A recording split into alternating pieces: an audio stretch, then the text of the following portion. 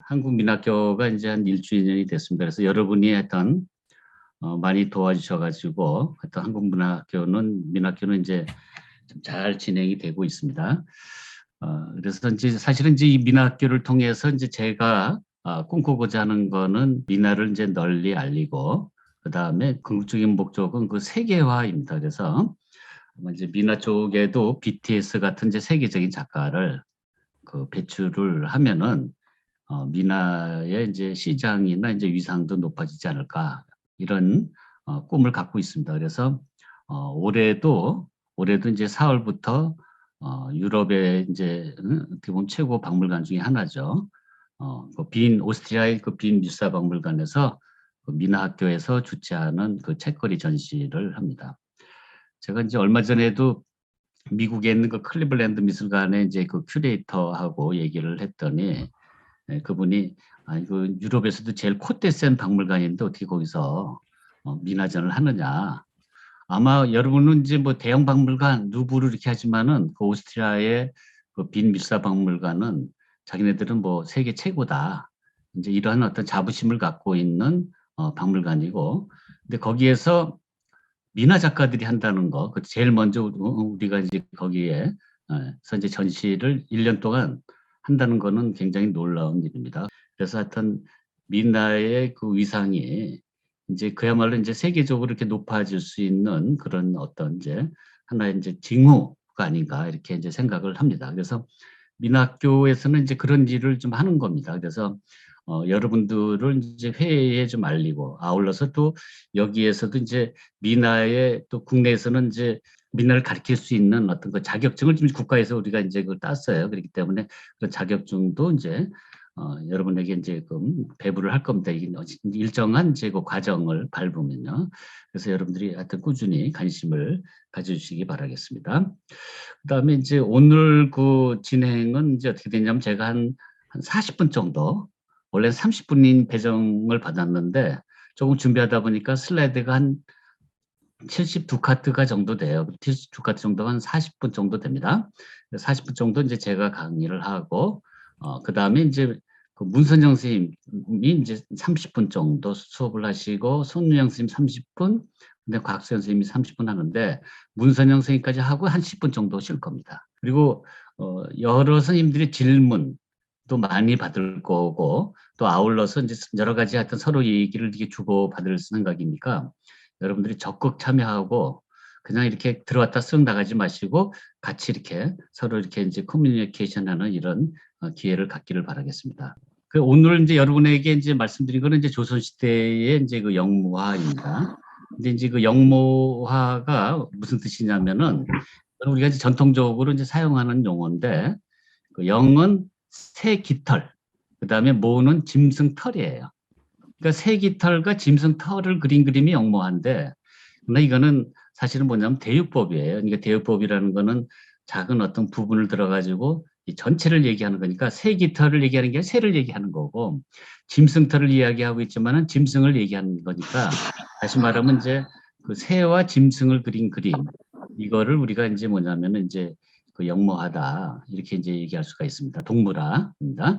그래서 오늘의 이제 내용은 조선시대 영모화는 도대체 이제 어떤 식으로 전개되어 왔고 또 그래서 그 원리가 뭔지를 한번 살펴보는 겁니다. 그 영모화를 얘기하는 동물화를 얘기하는 데서 가장 중요한 건 뭐냐면은 바로 뭐냐면 이게 컴퍼스예요. 그러니까 다시 말하면 공감이에요.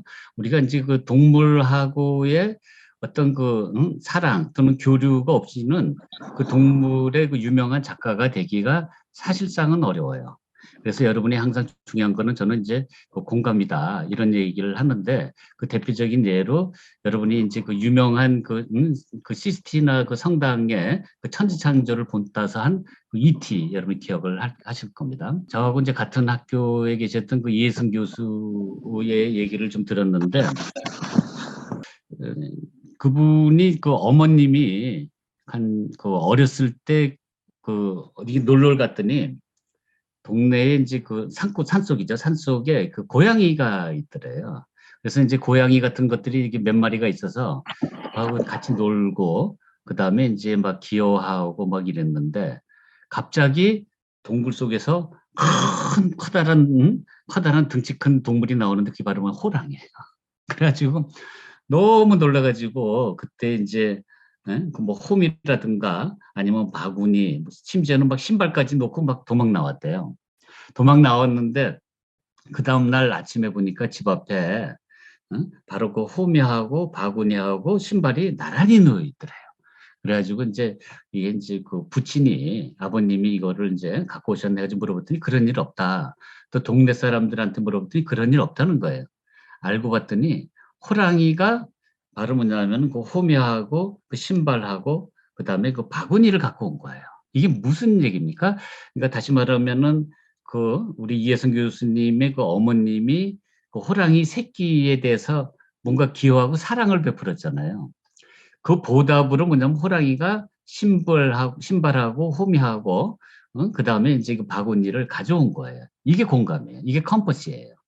그래서 우리가 만약에 이제 고양이의 여러분이 이제 유명한 작가가 되겠다 그러면은 고양이와의 어떤 사랑, 교류, 컴퍼시가 있어야 돼요. 그리고 이제 개 작가가 되겠다면 개를 누구보다 사랑하는 사람이 돼야 되지 않느냐.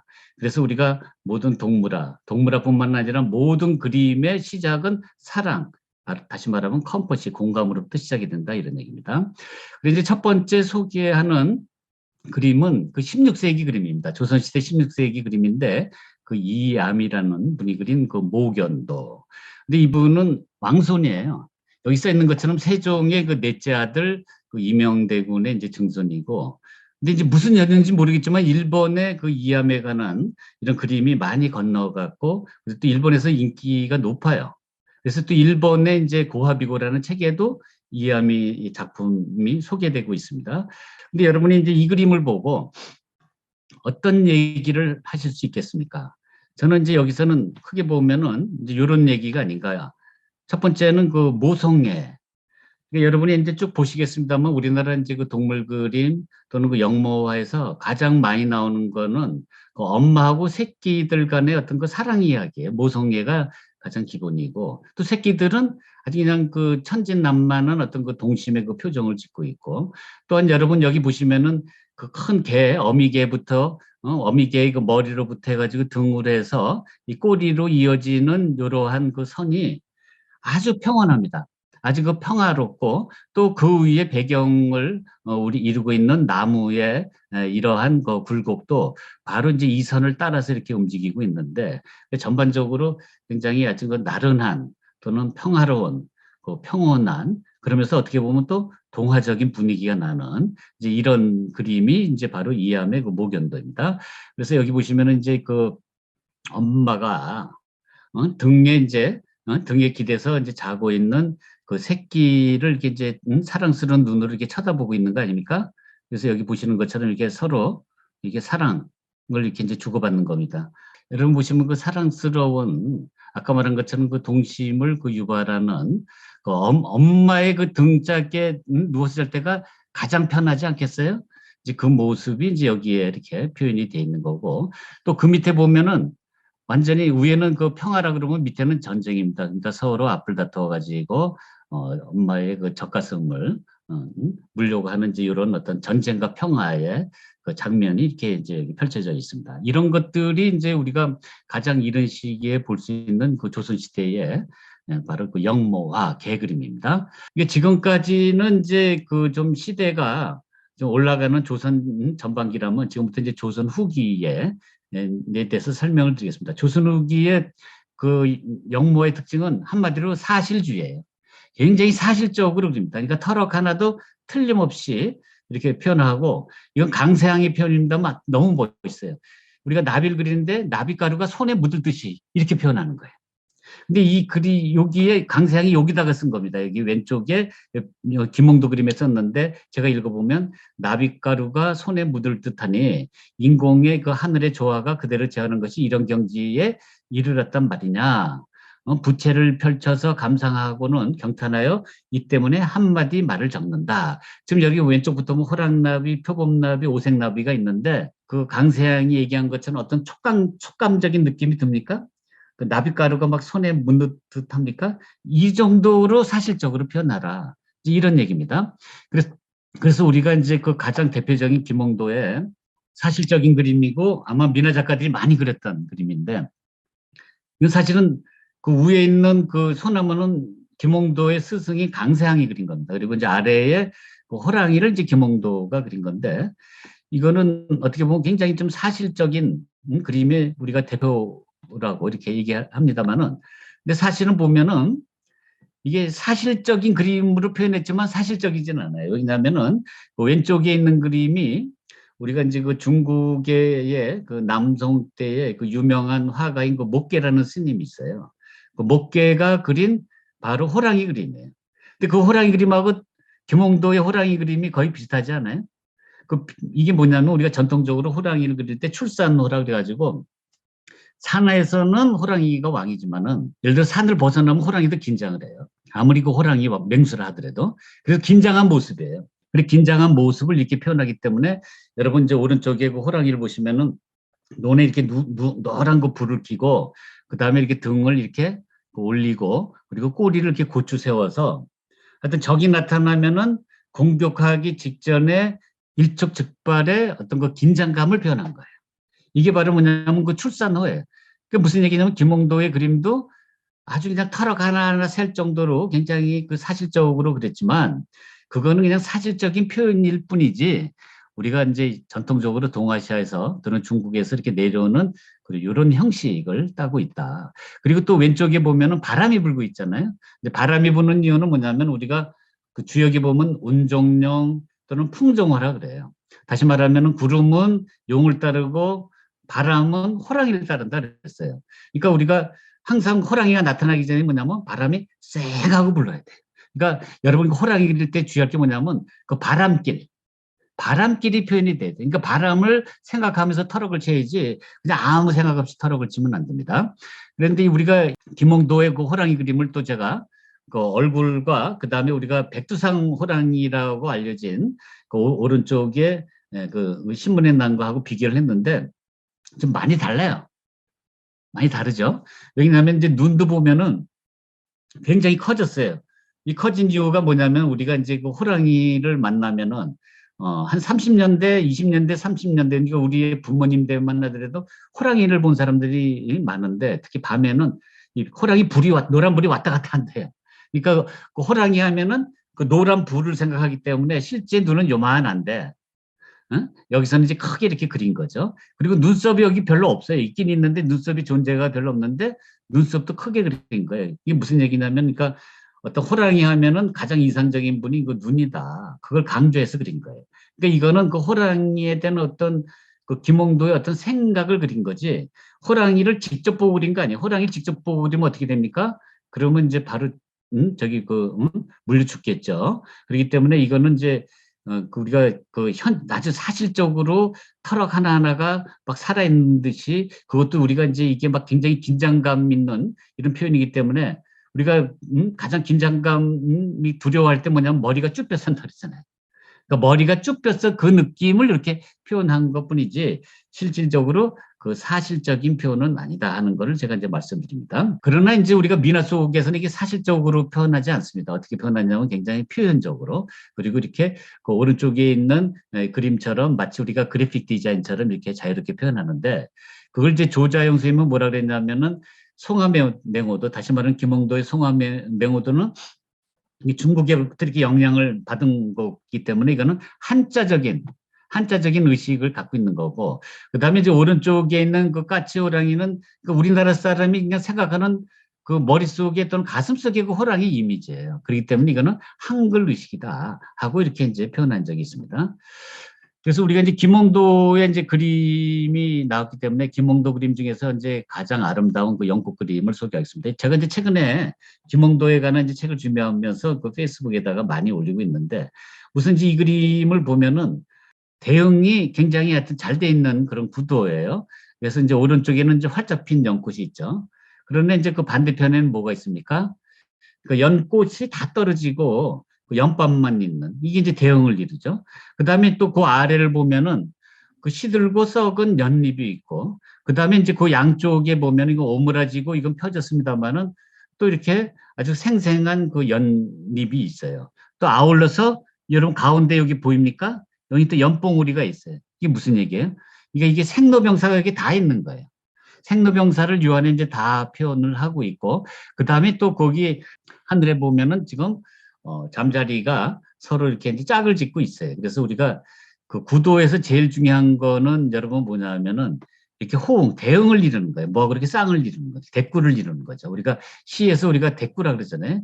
그래서 여러분이 이제 그걸 생각하면서 이렇게 구도를 잡아야 되는데 거기에 가장 우리가 모범적인 답안은 우리가 이제 김홍도의 그 연꽃 그림에서 볼 수가 있는 겁니다. 그래서 여러분 보시면은 이제 연꽃잎에 그 꽃맥 같은 거 이거 보입니까? 이런 걸 굉장히 섬세하게 이제 수술 같은 거, 연밥 이런 거 다 이렇게 표현하고 있고요. 그다음에 아까 봤던 그 공중에서 그 짝짓기 하는 이 잠자리도 보면은 이것도 대형이에요. 하나는 왼쪽은 청색, 오른쪽은 빨간색.